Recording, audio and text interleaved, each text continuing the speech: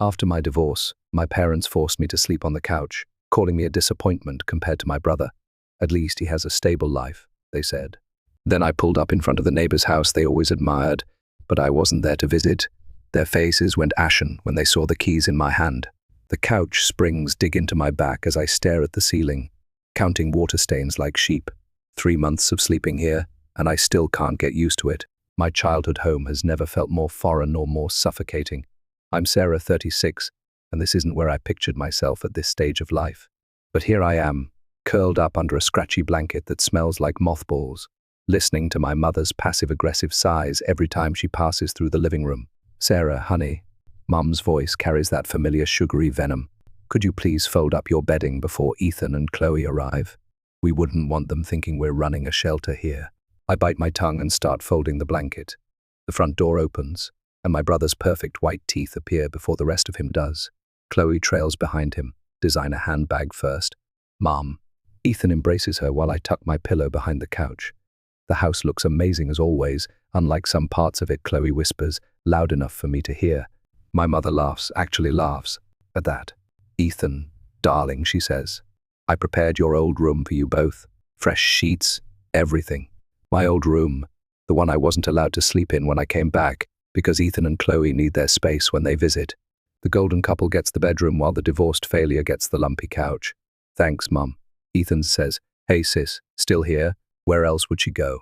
Chloe smirks, adjusting her diamond engagement ring so it catches the light. I force a smile. Just until I get back on my feet. It's been 3 months, my mother reminds me, as if I could forget. Your father and I are concerned. The front door opens again, and Dad walks in from his morning golf game. He barely glances my way before brightening at the sight of Ethan. Son, didn't know you were coming today. Surprise visit, Ethan grins. Had to show Mum and Dad the plans for the new dental practice. That's my boy, Dad beams. Always planning ahead, always moving forward. Unlike. He doesn't finish the sentence. He doesn't have to. I slip out to the back porch, needing air. Through the kitchen window, I hear them gathering around the dining table, voices animated as Ethan spreads out his business plans. My mother's voice carries, this is what success looks like. My phone buzzes, a notification from my freelance platform. Another 5-star review and payment cleared. They don't know about my growing business. They don't ask, and I stop trying to tell them. Night falls, and the house quiets. Ethan and Chloe retreat to my old room, while my parents head upstairs. I wait until the lights go out before grabbing my jacket. The night air is crisp as I walk down our street, past manicured lawns and luxury cars. I stop at number 42, the crown jewel of the neighborhood. 3 stories of modern architecture and floor-to-ceiling windows. Even in darkness, it commands attention. I press my palm against the cold metal gate, a smile playing at my lips. My phone buzzes again, a text from Marcus. My realtor, papers are ready. Sure you want to do this? My fingers hover over the keyboard as I look back at my parents' house, where they've relegated me to the couch like some cautionary tale. Absolutely, I type back. Time to show them what failure looks like. Another message from Marcus. Meeting tomorrow, 9:00 a.m. Bring the cashier's check. I take one last look at the mansion through the gates. I can see the for sale sign barely visible in the moonlight. Soon, that sign will come down. Soon, they'll all see what I've been building while they were busy dismissing me. My phone lights up with a final text from my mother. Don't forget to fold your bedding in the morning. The neighbors can see the couch through the window. I pocket my phone without responding and start walking back. Let them worry about what the neighbors think. Let them fret about appearances and reputations. They have no idea what's coming. The couch springs creak as I lie down, but tonight, they don't bother me as much. I close my eyes, mentally counting down the days until I never have to sleep here again, until I can stand in my own home, the biggest one on the street, and watch their faces when they realize that their failure of a daughter now owns the house they've envied for years. Sometimes, the best revenge isn't served cold. Sometimes it's built quietly, brick by brick, while they're too busy looking down their noses to notice you rising. Chloe just got promoted to senior account manager. My mother's voice rings with a kind of pride she's never used when talking about me. Isn't that wonderful, Sarah? I push my peas around my plate, feeling all eyes at the dinner table fixed on me. Congratulations, Chloe. Thank you, Chloe preens. The firm really values dedication and commitment, sticking with things even when they get tough. The dig isn't subtle, neither is Ethan's smirk. Speaking of work, one start my online business has been, oh, those little internet things. Mum waves her hand dismissively. Thomas, did you hear about the Hendersons' new pool? I clench my fork tighter. Another 5-figure payment had cleared this morning, but they'd rather discuss the neighbor's landscaping. Actually, I try again. I just landed a major client. Sarah, Dad cuts in, perhaps instead of these computer games, you should let Ethan help you find a real job at his practice. Something stable. Ethan straightens up. We could always use someone to answer phones. I make more in a week than your receptionist makes in a month, I mutter. What was that, dear? Mum's tone sharpens. Nothing. I stand up, gathering my plate. Thank you for dinner. In the kitchen, I start washing dishes but freeze when I hear my parents' voices from the dining room. How long are we going to let her stay here? Dad sighs. What choice do we have? She's damaged goods now. No husband. No real job. The neighbors are starting to talk. Did you see Margaret's face when she noticed the pillow on our couch? At least Ethan gives us something to be proud of. I set down the plate before I break it, grabbing my jacket. I head for the door. Where are you going? Mum calls out. For a walk. At this hour? What will people think? I let the door answer for me. The night air helps, but my hands are still shaking as I walk my usual route. The mansion looms ahead, its windows dark except for one. A figure moves inside, probably the realtor doing a late showing. We meet again. I jump at the voice behind me. Marcus steps out of the shadows. His realtor smiles softer in the streetlight. Checking up on your future kingdom, just walking. At this hour? He mimics my mother's tone perfectly, making me laugh despite myself. The paperwork's nearly ready, he says, more seriously. But I have to ask, why this house? There are cheaper options that would still make your point. I think about the dining room conversation, about years of being the family disappointment, because sometimes enough isn't enough. Fair enough. He hands me a folder, preliminary inspection report. Thought you might want to review it before tomorrow. Our fingers brush as I take it. Thanks. You didn't have to come out here. Maybe I wanted to. His eyes meet mine. There's a great coffee shop around the corner, open late. For a moment I'm tempted, but then I remember the last time I trusted someone's kindness. My ex-husband's face flashes in my mind, his charm, his promises, the way he smiled while telling the divorce court I'd never amount to anything. I should head back, I say. More dishes to wash. Marcus nods, understanding in his eyes. Tomorrow then, 9:00 a.m. Don't forget the check. I watch him walk away, then turn back toward my parents' house. Through the window, I can see them all still at the table, the perfect family portrait minus the black sheep. My phone buzzes, another client request, another opportunity they'll never acknowledge. That's fine. Let them think I spend my nights walking off shame and failure. Let them wonder why I disappear with my laptop for hours. They'll understand soon enough. Back inside, I hear Chloe's voice from the kitchen. I just feel so bad for her, 36 and sleeping on a couch. I would die. Don't worry, Ethan replies. Once we're married, we'll never end up like that.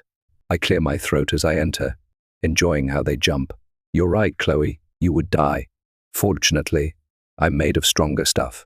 Sarah, she starts, but I'm already heading to my couch. I pull out my laptop, opening the inspection report Marcus gave me. The mansion's details swim before my eyes. Square footage, property taxes, recent renovations, all mine soon, bought with the money I earned, while they thought I was just browsing social media. Mum walks by, tutting at my screen time. If she looked closer, she'd see 6 figures in my business account. But she doesn't look closer. None of them do. That's their mistake, not mine. I wasn't snooping. Not really. I was just looking for a spare phone charger in Dad's study when the papers fell from Ethan's folder, loan applications, rejection letters, and overdue notices scattered across the floor like dirty secrets. My perfect brother, the successful dentist, was drowning in debt. What are you doing in here?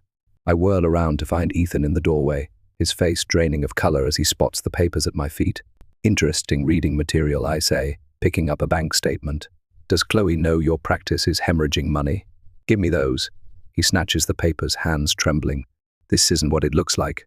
No, because it looks like you're using Mom and Dad's house as collateral for loans they don't know about. His jaw clenches. You don't understand business. I understand fraud.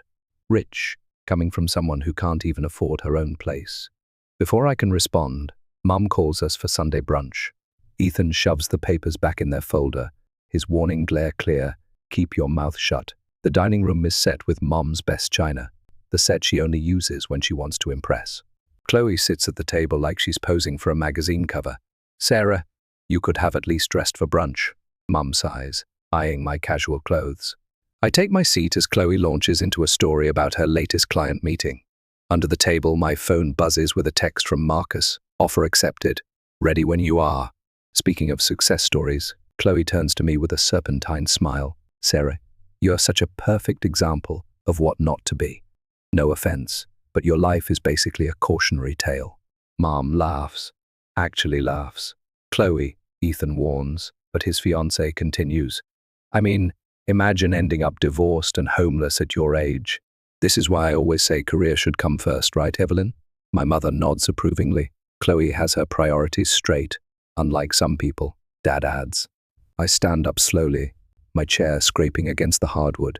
You're right, Chloe, I am an example. I pull out my phone, dialing Marcus's number. Hello? Yes, I'm ready to move forward with the purchase. Full asking price. Cash offer. The table falls silent. What purchase? Mom asks sharply. I hold up a finger as I continue my conversation. Yes, I can sign this afternoon. Perfect. I hang up and smile at their stunned faces. Sorry, just finalizing some details on my new house. What house? Ethan's voice cracks. Oh, just a little place down the street. You might know it, number 42. Mum's fork clatters to her plate. The mansion? Don't be ridiculous. Would you like to see the proof of funds or maybe the pre-approval letter? I have them right here. I pull the documents from my bag. All those hours on my laptop, I wasn't playing games. I was building an empire while you were busy mocking me.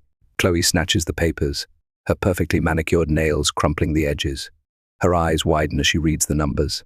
This isn't possible, she whispers. Funny thing about rock bottom, I say, taking back my documents. It teaches you how to climb. But that house was supposed to be in the family, Mom stammers.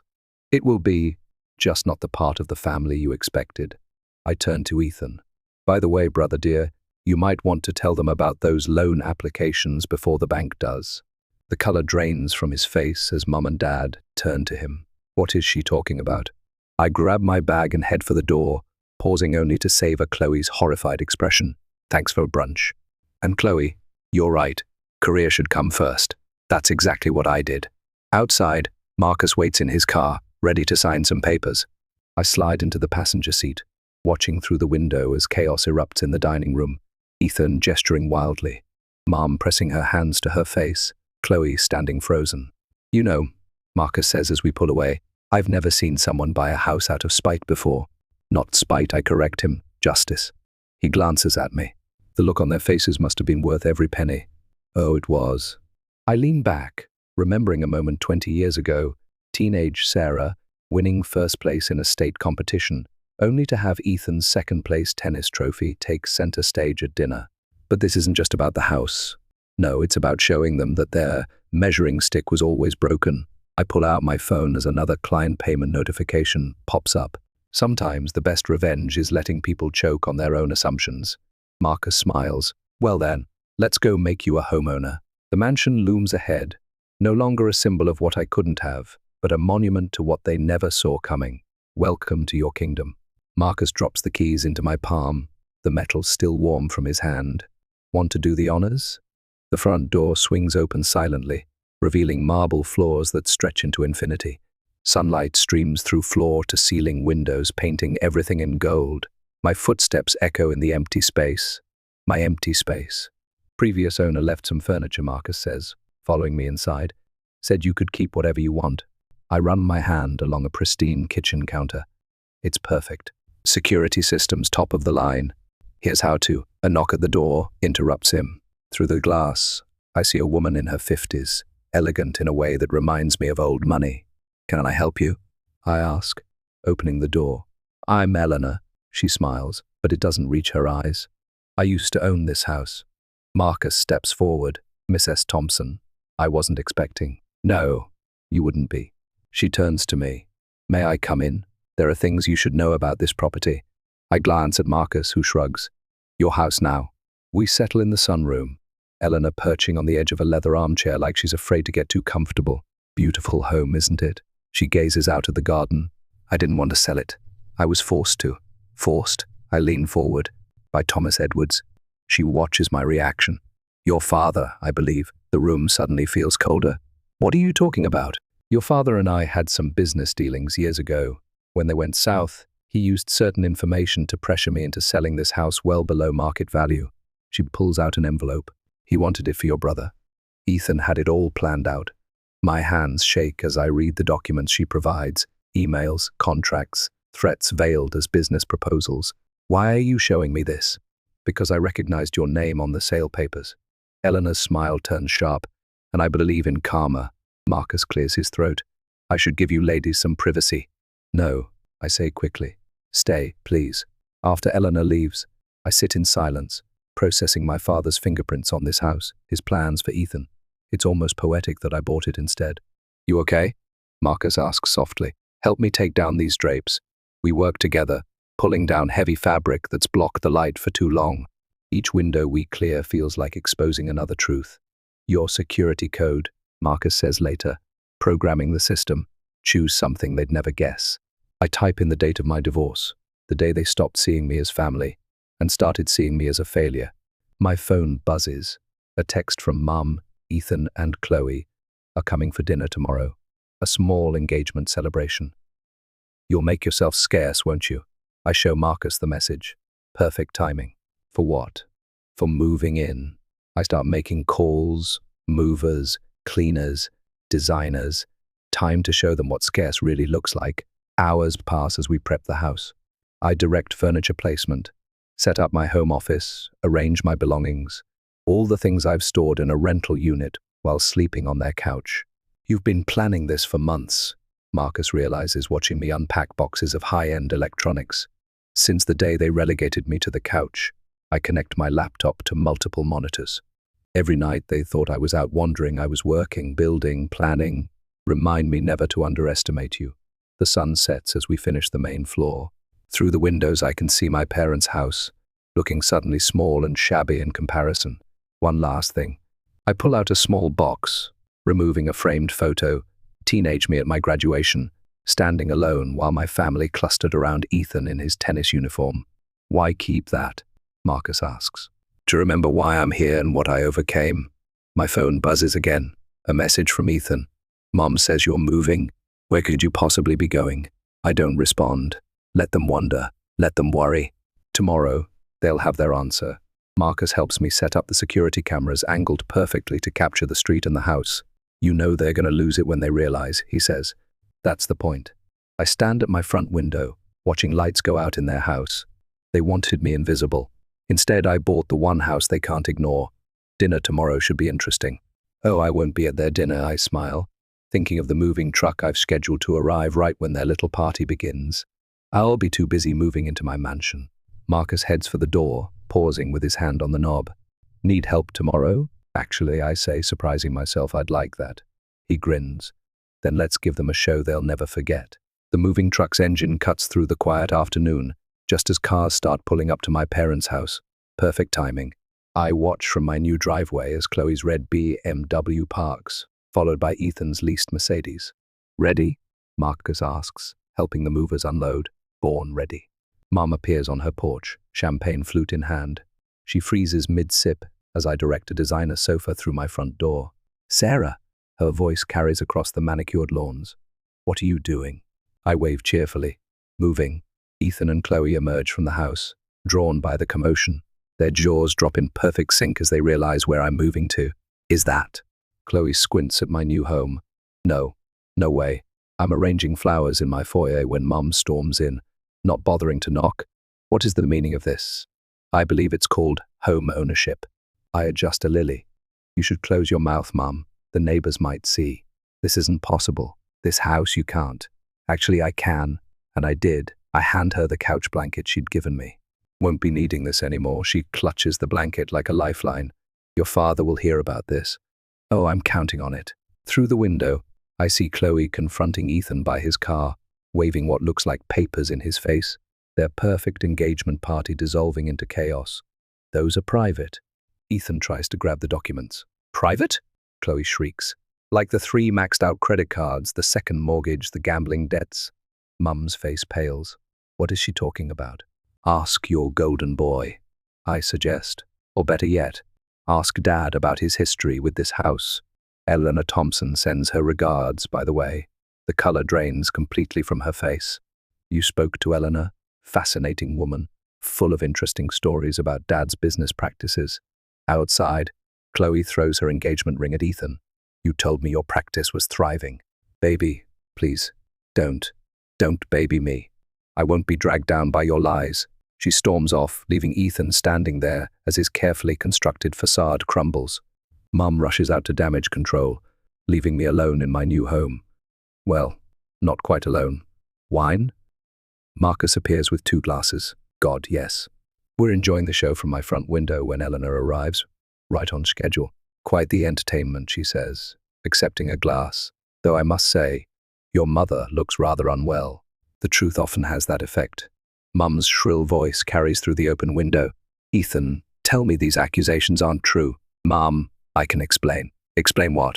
Dad appears, late of course from golf. What's going on? Why is Chloe leaving? And why is there a moving truck? He stops, finally noticing me in the mansion's window. I raise my glass in greeting. No, he whispers, loud enough for us to hear. That's impossible. Funny, I call out, that's exactly what Mom said. He storms toward my door, but Marcus meets him first. This is private property, sir. Unless you're invited, I'll have to ask you to leave. This is my daughter's house. Exactly, I say, joining them. My house, my rules, my life. Thomas, Eleanor steps forward. Lovely to see you again. It's been 5 years since you threatened to expose my late husband's affairs, unless I sold this house. Dad stumbles backward. You, me. She sips her wine. Karma is a fascinating thing, isn't it? Mom appears behind him.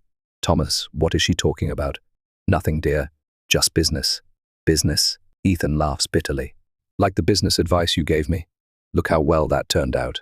They dissolve into accusations and denials on my front lawn, the perfect family portrait shattering like dropped glass. Should we stop them? Marcus asks. Let them fight, Eleanor suggests. Sometimes a family needs to break before it can heal. This family won't heal, I say, watching Mom sink onto my front steps, head in her hands, but maybe it needed to break anyway. Ethan storms off in his Mercedes. Dad follows Mom back to their house, shoulders slumped. The engagement party guests have long since fled, leaving half-empty champagne glasses and scattered congratulation cards in their wake. Well, Marcus raises his glass. Here's to new beginnings and old endings. Eleanor adds. I look around my beautiful new home, then at the wreckage I've caused next door. You know what? I don't regret a single thing. Good. Eleanor smiles because, darling, this is just the beginning. Through the window, I watch my mother close their curtains, for the first time in 20 years. Finally, she's the one hiding from the neighbor's eyes. The doorbell rings at 7:00 a.m. Through the security camera, I see Mum standing there, perfectly coiffed, despite the early hour. Sarah, open this door immediately. I take my time walking downstairs, letting her stew. When I finally open up, she pushes past me into the foyer. We need to discuss the situation, she announces. Ethan needs this house. I nearly choke on my coffee. Excuse me? It's always been his dream home. You know that. She runs her finger along a marble counter, checking for dust. He's going through a rough patch, and this would help him get back on his feet. Like you helped me get back on my feet with a couch and contempt. That was different. You were damaged goods. I set my mug down hard. That's what you called me, right? When you thought I couldn't hear you. She has the grace to flinch. We were worried about you. No, you were worried about what the neighbors would think. There's a difference. Regardless, she straightens her spine. Ethan needs this house more than you do. Name your price. I laugh. It's not for sale. Don't be difficult, Sarah. This petty revenge isn't a good look. Neither is forcing Eleanor to sell through blackmail. But that didn't stop Dad. Her face goes white. That's not. You don't understand business. Actually, I do. Want to see my books? I pull out my laptop. 6-figure months, Mom, while you thought I was just a failure with a computer. I built something bigger than Ethan's practice ever was. Speaking of business, A new voice calls from the doorway. Eleanor walks in, holding a thick folder. I brought those documents we discussed. Mum's eyes narrow. What documents? Oh, just some interesting paperwork about Dad's real estate dealings.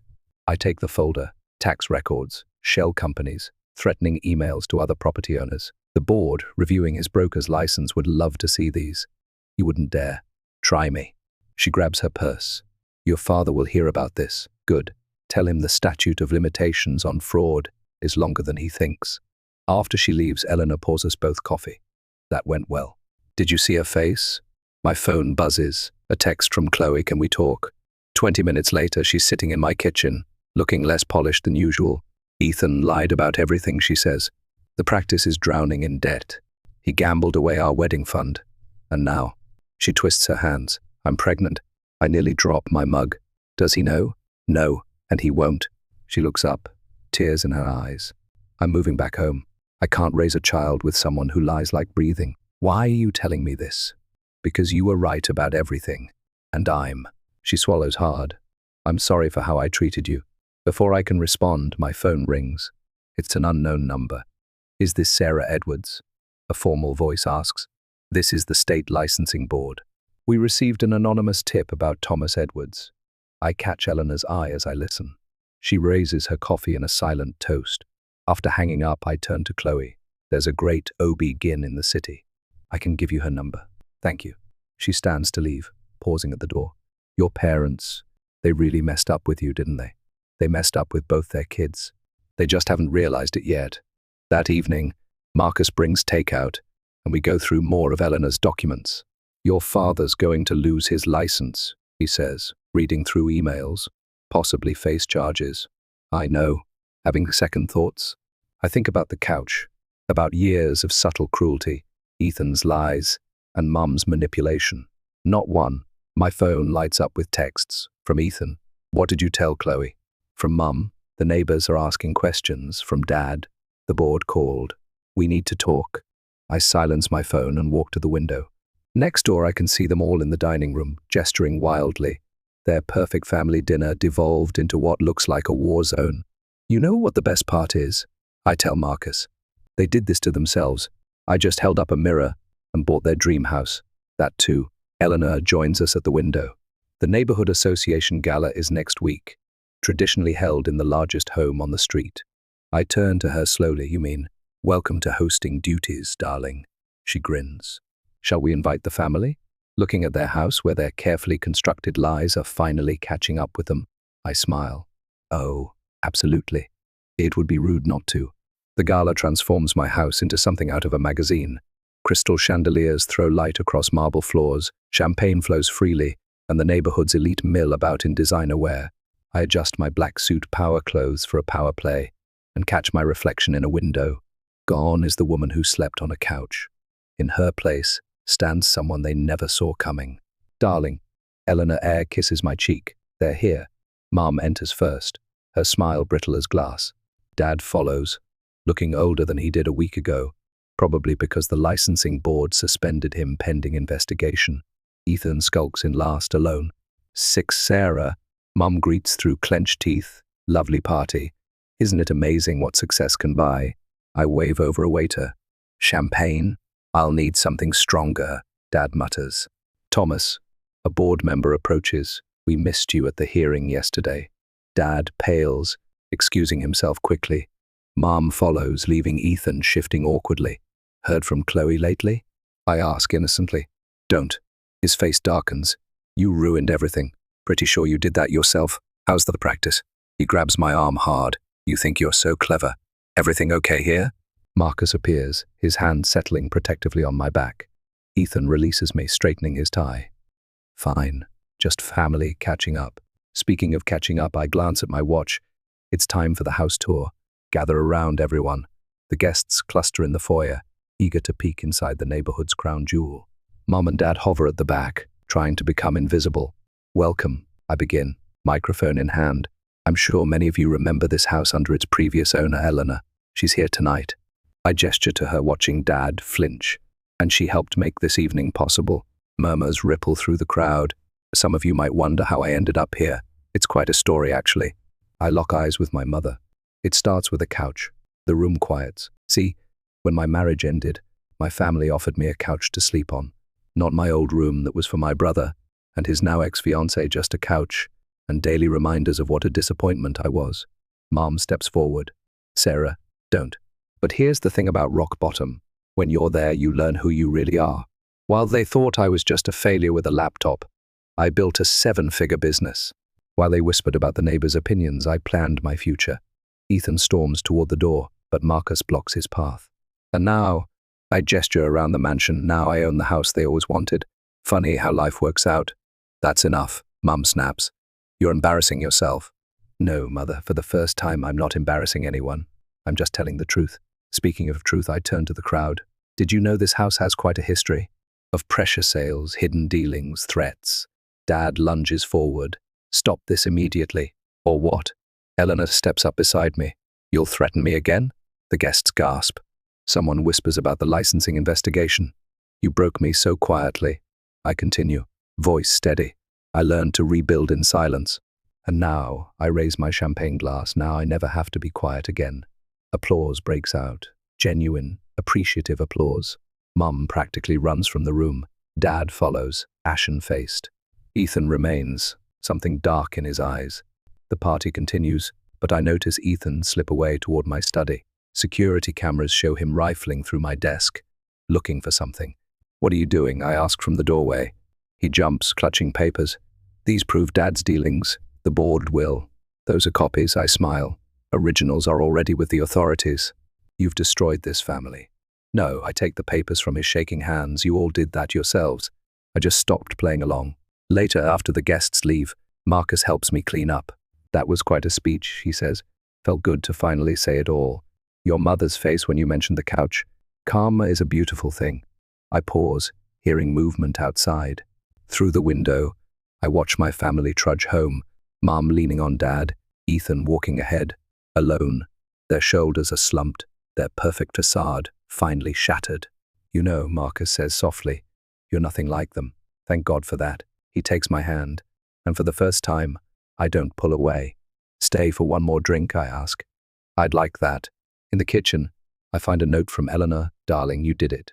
You took their power and made it your own. Welcome home. I tuck the note away, pour 2 glasses of wine, and join Marcus on my terrace. Below, my parents' house sits dark and quiet, its occupants finally facing the truth about themselves. Let them sit in darkness. I found my light. The doorbell rings as I'm working in my home office. Through the security camera, I see Chloe, looking nervous but determined. I had my first ultrasound today, she says when I let her in, pulling out a grainy black and white photo. It's a girl. Congratulations. I mean it. I'm not showing yet. But she takes a deep breath. Your mother's been calling. Apparently, Ethan told them. Of course he did. I guide her to the kitchen. They want me to give him another chance for the baby. She wraps her arms around herself.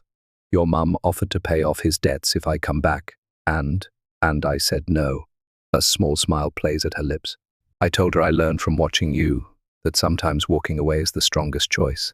The kettle whistles. How did she take that? She hung up. Then your father called, saying something about family loyalty. I hung up on him. I hand her a mug. Proud of you. That's actually why I'm here. She pulls out some papers. The DA wants me to testify about Ethan's financial dealings, about what I knew when I knew it. Are you going to? Already did, this morning. She meets my eyes. Your father's being indicted next week. I thought you should know. As if on cue, tires screech outside.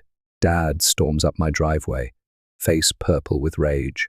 Security systems armed. I tell Chloe as he pounds on the door. He can't get in. You, he shouts through the glass. You turned everyone against me, your own father. No, I call back. Your actions did that. I built everything we had, everything, through fraud and threats. I step closer to the door. How's that working out? Mom appears behind him, trying to pull him away. Ethan's car screeches up. Dad, stop! He rushes forward. The neighbors are watching. I laugh. Still worried about the neighbors, Mum. She freezes. For the first time, I see something like understanding cross her face. Thomas, she says quietly, let's go home. Not until it's over. Her voice cracks. We did this, all of it. Dad deflates, suddenly aging years in seconds. Ethan stands there, lost, as his perfect world crumbles completely. Chloe, he spots her through the window. Baby, please. Goodbye, Ethan. She turns away, one hand protectively over her stomach. They leave slowly, a funeral procession of their own making. Through the window, I watch them return to their house, the house that once felt like a prison to me. You okay? Chloe asks softly. Better than okay. My phone buzzes. Marcus, dinner tonight? Yes. I text back, then turn to Chloe. Stay for lunch? We can talk about single mum life, business strategies, whatever you need. I'd like that. She manages a real smile. You know, I used to think you were the cautionary tale. Turns out you were the wake-up call we all needed. The afternoon sun streams through my windows as we talk. Outside, I see Eleanor walking her dog, waving as she passes my parents' house. Mum peers through their curtains, but doesn't wave back.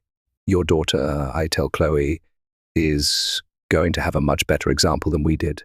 Speaking of examples, she nods toward Marcus's car pulling up. He's good for you. We're taking it slow.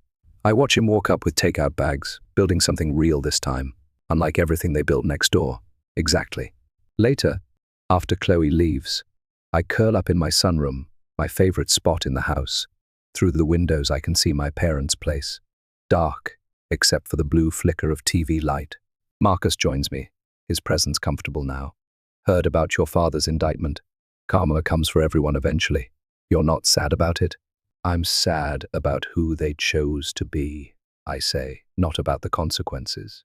He takes my hand, and I let myself lean into him. Outside, Ethan's car starts up, probably heading to another bar. Mum's silhouette appears in their window, then vanishes. Let them hide behind their curtains now. Let them whisper and worry and wonder where they went wrong. I've got sunshine, success, and something real growing with Marcus. I've got Chloe's friendship and Eleanor's wisdom and a home that's truly mine. Most importantly, I've got myself, stronger and clearer than ever before. They wanted me invisible. Instead, I became unavoidable. They wanted me quiet. Instead, I spoke truth to power. They wanted me broken. Instead, I built an empire. And from my sunroom couch, so different from the one they relegated me to, I can finally say, I won.